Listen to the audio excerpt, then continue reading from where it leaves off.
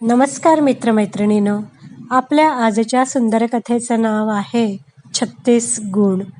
गोरखपूर एक्सप्रेसने मुंबईहून वाराणसी म्हणजे काशीला जायचं ठरलं. रिझर्वेशन झालं होतं. त्याने बॅग भरली. 4 दिवसांचे कपडे, कोरडे खायचे पदार्थ, आवश्यक औषधं. गिरगावहून बांद्रा गाडी लागलेली होती. S2 जवळच होता. तो आत गेला. वेळेवर गेल्याने डब्यात फार गर्दी नव्हती. तो सीटजवळ आला. मधली सीट मिळाली होती. बॅग खाली सरकवली, घाम पुसला आणि पुन्हा प्लॅटफॉर्मवर उतरला. मोबाईल काढून कोणाचे मेसेज आलेत का हे बघत बसला. गाडी सुटायला 15 मिनिटं होती. हमाल, प्रवासी यांची लगबग सुरू होती. हातात तिकीट आणि डब्याचा नंबर यांची शोधाशोध सुरू होती. त्याचं लक्ष डब्याकडे गेलं. एक तरुणी तिची बॅग दारातून आत चढवायचा प्रयत्न करत होती. त्याने फार विचार केला नाही. तो तिच्याजवळ गेला आणि तिला न विचारता तिची बॅग उचलून वर ठेवून दिली. अचानक घडलेल्या प्रकाराने ती क्षणभर दचकली. सावरत थँक्स म्हणाली. त्याने स्मित केलं आणि पुन्हा मागे येऊन मोबाईल बघत बसला. गाडीचा हॉर्न वाजला. त्याने टाचा वर करून पाहिलं. सिग्नल सिंगल ऑरेंज होता. आत जायला हरकत नाही असं मनात आलं आणि डब्यात चढला. सीटपाशी आला. खिडकीच्या सीटवर मघाचीच मुलगी. अरे वा, मदत उपयोगाला आली असं त्याच्या चेहऱ्यावर स्पष्ट दिसत होतं. तो सीटवर बसला आणि तिने वळून पाहिलं. मघाशी मदत करणारा तरुण शेजारी बसलाय. दोघांची नजरानजर झाली. अहो, तुम्ही माझ्या ओढणीवर बसला आहात. ओह सॉरी, लक्षात नाही आलं. तुम्ही पण वाराणसीला निघालात का? नाही हो, वाटेत उतरणार आहे. का हो? मी वाराणसीला निघालोय. मित्र असतो तिकडे. त्याच्याकडे 4 दिवस. गंगेच्या किनाऱ्यावरची आरती बघायची आहे. ती फक्त हसली.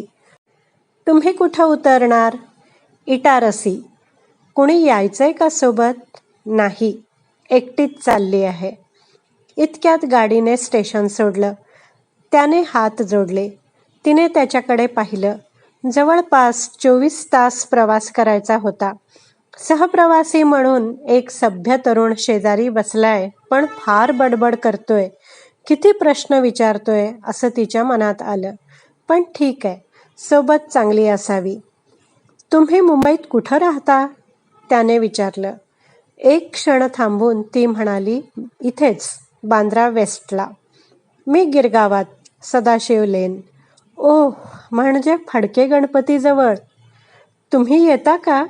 हो, गणपतीला येते आणि समोर प्रकाशकडे पियुष प्यायला. गप्पा रंगात आल्या होत्या. एकमेकांच्या माहितीची देवाणघेवाण सुरू होती. दोघं अंदाज घेत बोलत होती.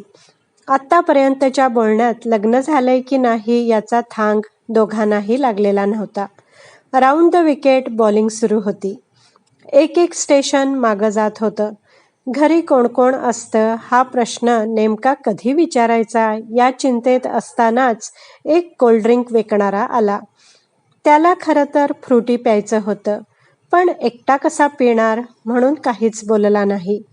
त्याने विचार केला, आता आधी विचारूया, तुम्ही फ्रुटी पिणार? नको, मी कोल्ड्रिंक पित नाही. तुम्ही घ्या ना. तो बरं म्हणतो, पण कोल्ड्रिंक घेत नाही. अंधार पडतो. याचं जेवण येतं. तिने घरून मेथीचे थेपले आणि लोणचं आणलेलं असतं. दोघंही थोडं अवघडल्यासारखं असतात. आपल्या ताटातले पदार्थ तिला द्यावेत की नको? आणि तिच्या मनात येतं, याला विचारावं की नको? शेवटी न विचारता दोघंही जेवतात. तो हात धुवायला बेसिनपाशी जातो. हात धुवून तिथंच उभा राहतो. गार वारा आत येत असतो. ती पण हात धुवायला येते. त्याला बघून तिला पण तिथेच उभं राहावं असं वाटतं. तिची ओढणी वाऱ्याने उडत असते आणि त्या ओढणीसोबत त्यावर उडवलेल्या परफ्यूमचा सुगंध त्याच्या आतपर्यंत पोहोचतो. तिला ओढणी सावरताना बघून याच्या मनाचे हेलकावे सुरू असतात. तीच विषय काढते. घरी कोण कोण असतं? आई आणि वडील. वडील नुकतेच रिटायर्ड झालेत. आई हाऊसमेकर आहे. ओह, तुमच्या घरी कोण कोण असतं? माझा नवरा, एक मुलगा. वाऱ्याच्या आवाजात त्याला तिचं हे उत्तर कानठळ्या बसतील इतकं ऐकू येतं. एका क्षणात त्याचा चेहरा पडतो आणि तो त्याच्या जागेवर बसायला जातो. तीही त्याच्या मागोमाग येते. त्याचा बदललेला चेहरा तिला अगदी नीट वाचता येत असतो. तो मोबाईल बघतो, स्क्रोल करतो. फार काही बघत बसावं असं त्याला वाटत नाही. त्याच्या समोर बसलेल्या व्यक्तीला तो म्हणतो, बर्थ वर करू का? मला झोपायचंय. ती व्यक्ती हो म्हणते. त्याच्या बदललेल्या मूडचा परिणाम तिला जाणवतो. तो बर्थ वर करून चादर पसरतो, आडवा होतो. आता त्याला ती समोर दिसत असते. तिच्या नकळत तिचे हावभाव बघत राहतो. तिचं लग्न झालंय ही सत्य परिस्थिती होती. मन खट्टू झालं होतं. ती त्याच लोअर बर्थवर आडवी झाली. तिचंही लक्ष त्याच्याकडेच गेलं. ओठांच्या कोपऱ्यात स्मित आलं. रात्र सरली. सकाळ झाली. स्टेशन आलं. गाडी थांबली. त्याला जाग आली. वाकून बोर्ड बघितला. इटारसी आलं होतं. खाली वाकून बघितलं. ही काय करतेय? चक्क झोपली होती. अरे, हिला तर उतरायचं होतं इटारसीला. तिला कळलं नाही वाटतं. असं मनात येऊन तो खाली उतरला. बर्थ खाली पाडला. तिला उठवत म्हणाला, अहो, तुमचं स्टेशन आलं. इटारसी. उठा, गाडी निघेल. तिने डोळे चोळत घड्याळात पाहिलं आणि जरा चिडूनच म्हणाली, काशीला जायचंय मला. तो अवाक झाला. याच आगाऊपणाकडे इतर लोक बघत आहेत असा त्याला भास झाला आणि तो तडक आन्हिक आवरायला गेला. ती काल म्हणाली होती की इटारसीला जायचंय आणि आत्ता म्हणते काशी. नेमकं काय कळत नाहीये. त्याचं तोंड धुणं होत आलेलं होतं आणि ती मागे येऊन उभी राहिली. त्याने मागे वळून पाहिले. ती हसत होती. का हसताय? त्याने विचारलं. मी तुम्हाला खोटं सांगितलं होतं. का पण? खरं सांगू? अनोळखी आहात तुम्ही.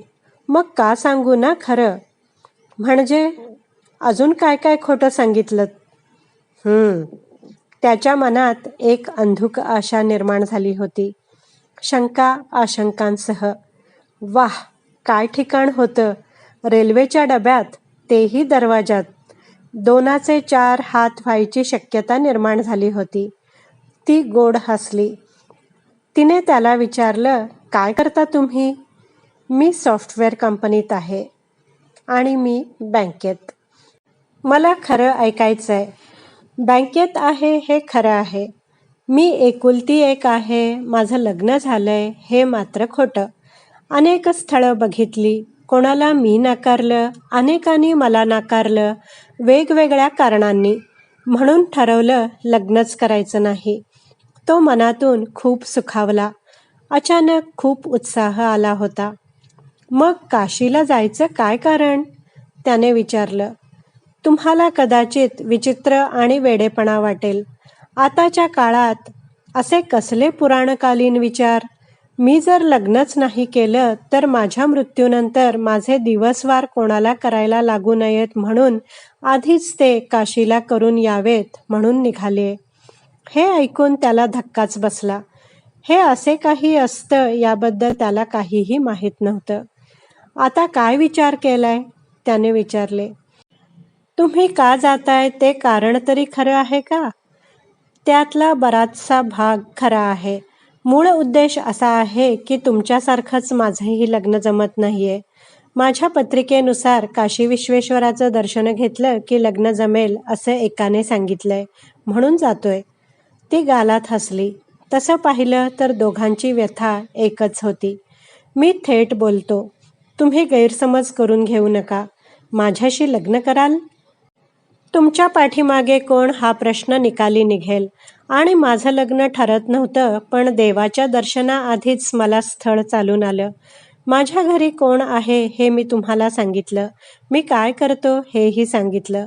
आपण मुंबईला गेल्यावर माझ्या घरी जाऊ. तुम्ही प्रत्यक्ष बघा आणि खात्री करा.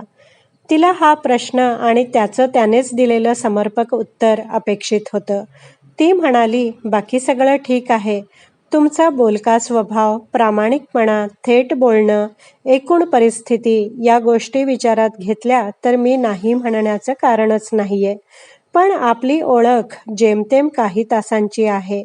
कसा विश्वास ठेवू मी तुमच्यावर? एक काम करूया.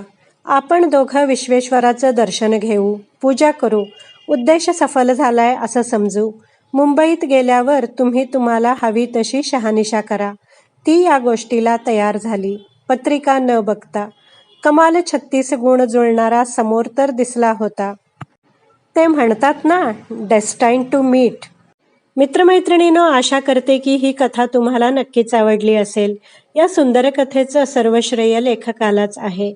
कथा आवडली असल्यास व्हिडिओला लाईक करा, शेअर करा, कमेंट करा. माझ्या चॅनलला सबस्क्राईब करायला विसरू नका. व्हिडिओ पाहिल्याबद्दल धन्यवाद.